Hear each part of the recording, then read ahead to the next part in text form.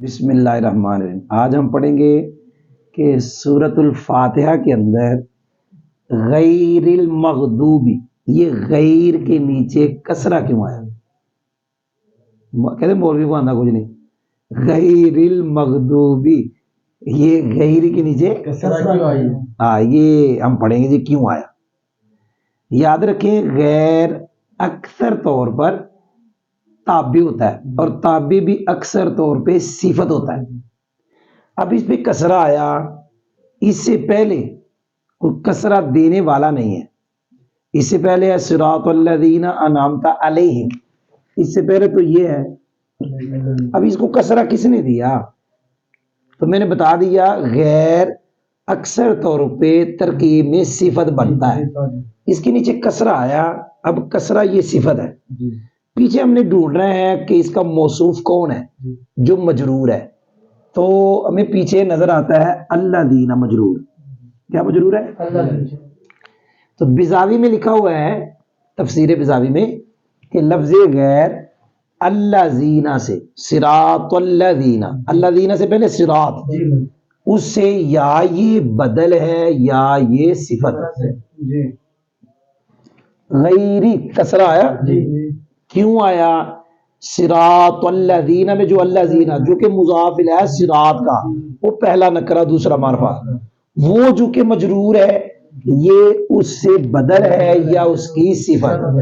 اب بڑا مشہور سوال ہے کہ غیر تو ان اسماء میں سے ہے کہ جو ابہام میں ڈوبے ہوئے ہیں، متوغلہ فعل ابہام۔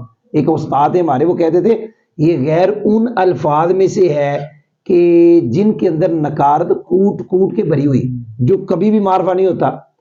اب الذین معرفہ موصولہ، غیر تو پھر نکرہ ہوا۔ اب جب غیر نکرہ ہوا تو یہ صفت تو بن نہیں سکتا۔ اگلا قاعدہ معرفہ مبدل منہ ہو، نکرہ بدل ہو تقید کے بغیر، صفت کے بغیر، یعنی آگے صفت آتی ہے اس کی، وہ بھی وہ بدل نہیں بنتا۔ مبدل منہ معرفہ، بدل نکرہ، بدل کی آگے صفت لاتے ہیں پھر، تو یہاں تو اس کی صفت بھی نہیں آئی، نہ یہ بدل بن سکتا ہے نہ یہ صفت بن سکتا ہے۔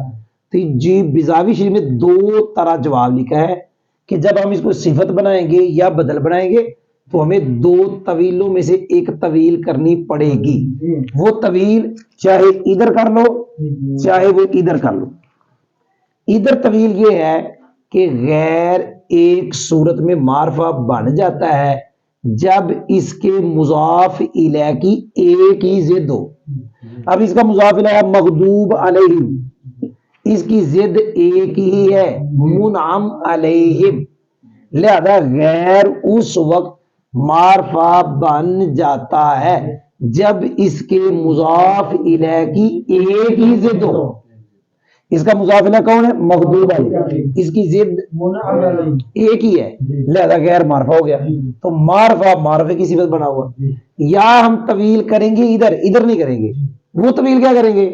جیسے الف لام چار طرح کا ہوتا ہے، اسی طرح موصولہ بھی چار طرح کا ہوتا ہے۔ جیسے الف لام، ہم کہیں گے یہ جو موصولہ ہے یہ عہد ذہنی کا ہے۔ کون سا ہے؟ جیسے عہد ذہنی الف لام جس پہ آتا ہے وہ نکرہ ہوتا ہے، لہذا الذین نکرہ ہے، یہ بھی نکرہ وہ بھی نکرہ، نکرہ نکرہ کی صفت۔ جی کوئی سمجھ بھی آئی؟ پتہ چلا غیری پہ کسرہ اس لیے ہے یا یہ الذین کا بدل ہے یا یہ الذین کی صفت ہے۔ الحمدللہ۔